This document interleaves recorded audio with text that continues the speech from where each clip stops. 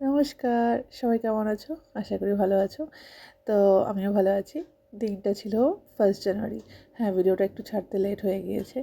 তো 1st জানুয়ারি ভাবলাম বছরের ১ম দিন পুজো দিয়েই শুরু করি সকালটা। নরমালি মাই পুজো দেয়। তো সেদিন আমি দায়িত্বটা নিয়ে নিলাম। সেদিন খুব ঠান্ডা পড়েছিল।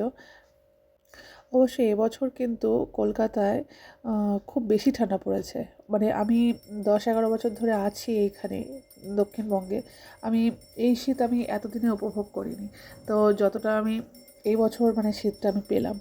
তো যাই হোক সকাল, সকাল স্নান-টান করে শেষ বেলায় স্নান করে ছেলেমেয়েদের নিয়ে একটু ছাদে গেলাম চুলগুলো শুকোতে। তো এই যে দেখছো ত্রিপলটা, এটা আমাদের বিকালের আয়োজন। বিকালে আজকে আমাদের পিকনিক হবে। তো সেটার আয়োজনই এখানে হচ্ছে। প্যান্ডেল হবে এখানটায়। প্রতি বছরই হয় প্যান্ডেল করে আমাদের পিকনিক ছোট্ট করে। যাই হোক ফ্যামিলির লোকরাই আমরা, আর বাইরের কেউ না। আর এই যে দেখছো, এটা আমাদের বাড়ির চারিপাশের পরিবেশ। বেশ ভালো লাগছে না? যাই হোক শেষবেলা রোদটা উঠে বেশ ভালোই লাগছে। আর এই যে বিকেলে গান বাজনা চলছে, আর গান বাজনার সাথে বাচ্চাদের এই যে নাচ।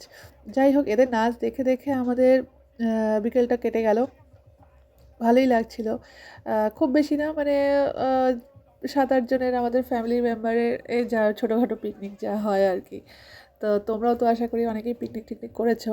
আর আমাদের পিকনিকের এই আয়োজন, নাচ দেখতে দেখতে এদের এই পকোড়া খাওয়া চলছে, ভাত হচ্ছে, মাটন হচ্ছে। মাটনটা হয়েই গেছে। যাই হোক এই যে আমাদের কর্তামশাই আমার তিনিই রান্নার দায়িত্ব নেয় সব কিছুতে। আর এই যে খাওয়া-দাওয়ার পর্ব চলছে আমাদের।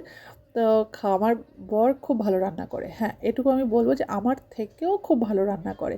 তো যাই হোক সেদিনকে আ এইসব খেয়ে-দেয়ে আমাদের খাওয়া-দাওয়ার পর তারপর রাত ১২টার সময় এই যে বাজি ফাটিয়ে আমরা নিউ ইয়ার সেলিব্রেশন করেছিলাম। অ্যা আর চারিপাশে আকাশে এত বাজি ফুটছে, মানে তারপর না ১২টার পর না আসতে ইচ্ছা হচ্ছিল না। মনে হচ্ছে কি দিওয়ালি লেগে গেছে। দিওয়ালিতে যেরকম বাজি ফোটে জাস্ট ওরকম। যাই হোক আমরা তো বছরের শুরুটা এইভাবেই শুরু করতে চাই যাতে সারা বছর আমাদের ভালো কাটুক। সেই জন্যই আমরা খুব আনন্দ করি, তাই না?